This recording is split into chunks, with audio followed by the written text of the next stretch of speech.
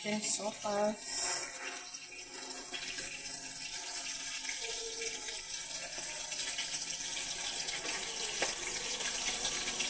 Ayan, ginigisa na natin. Bali, nandito na yung mga gulay ko. Naglagay ako ng konting butter bago ko ilagay yung pinagpakuluan ng ating chicken thigh.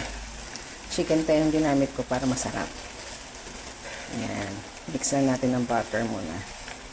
Tapos bubuhos ko na dito yung ating chicken stock. Ayan. Ganda na na.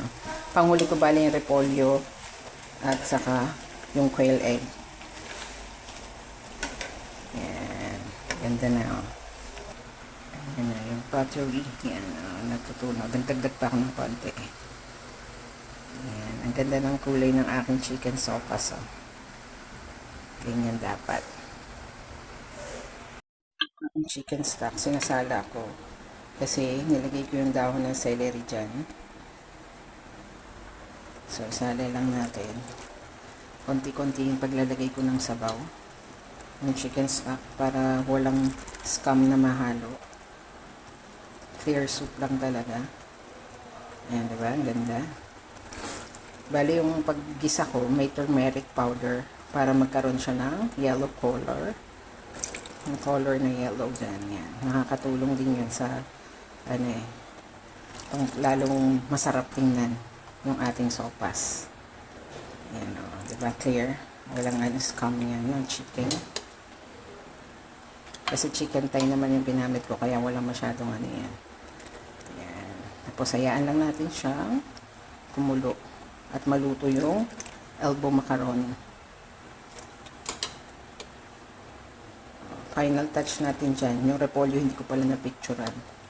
Pero kasama ang repolyo sa ating ingredients. Bali ang ingredients ko dyan yung gulay ko. May celery, sayote, carrots, baguio beans, and then cabbage.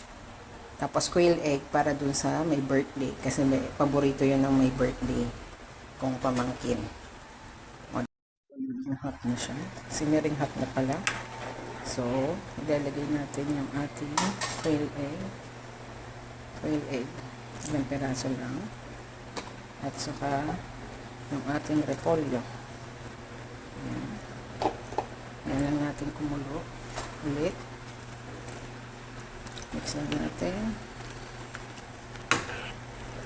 Pwede na rin natin ilagay dyan yung ating isang can na ebap.